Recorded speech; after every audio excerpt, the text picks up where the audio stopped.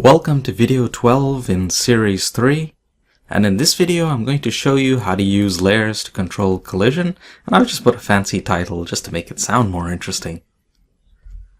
Okay, to begin with, I'll probably just remove these cubes here. I don't need them anymore, and they're just kind of like clutter, so I'll just get rid of them.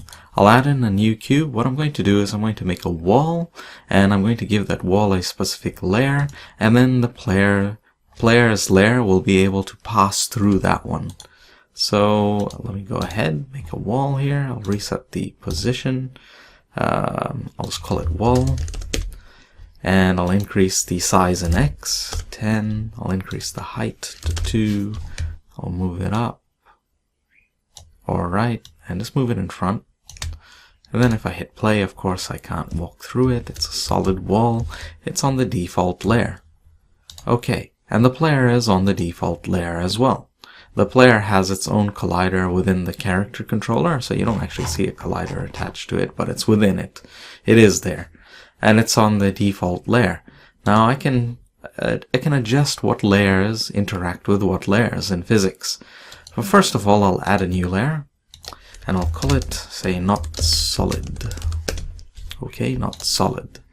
Now if I go to Edit, Project Settings, Physics, I can see the different layers, and I can see which layers interact with which. So currently not solid interacts with everything. So if I assign that to the wall, not solid, and hit play. Okay, so it's just a solid wall. I can't walk through it. I can only jump over it. Okay. So if I go back to Edit, Project Settings, Physics, I can then turn off default. So now not solid will not interact with default. Alright, so if I hit play, there you go, I can walk right through. So these physics objects no longer interact with each other. Now I could do something slightly more interesting as well. I could make a new script, and I'll call it say walk through wall. I'll open it up, and what I'm going to do is I'm going to set the layer off the wall when it's enabled, when the script is enabled, and I'll revert it back when it's disabled. So I guess I'll do that, convert the line endings on this manually right now. First of all, okay, and I'll add in my namespace, chapter 1, alright. And I just grab all this here, drop it in.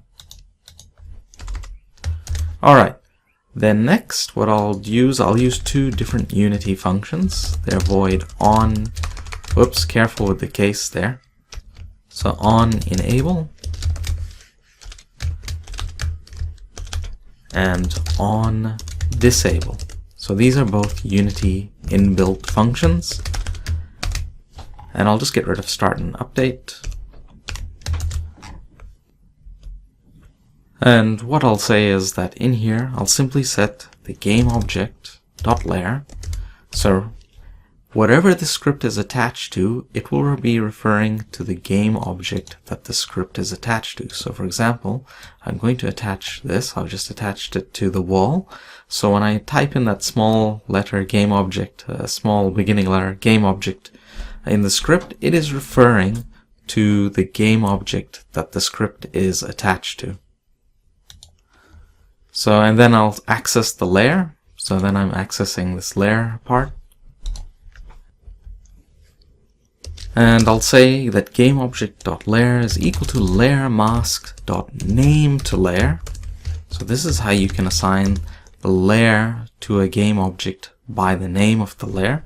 And I named that not solid. Okay, so when the script is enabled, then this action will happen. And when the script is disabled, then what I will do is to set the layer back to default. Alright, so void on disable. So let's say I set this wall back to default. You can see the script is enabled, so when I start the game, there you go, the layer gets set to not solid. And I can walk through the wall. Now if I disable the script by unchecking it, there you see the layer gets set to default, and now I can't walk through the wall. And if I enable the script, then it gets set back to not solid. Okay, so that is really simple, and it is simple to enable or disable a script, and all it is just about just accessing that script. Perhaps I'll show you that another time. Maybe I'll show you that with triggers. Alright, so that's enough for this video. You've gone ahead, you've seen how to use layers to control collision, and it's really simple. And you've also just briefly seen how to set the game object's layer through code. Alright, thanks for watching, and see you next time.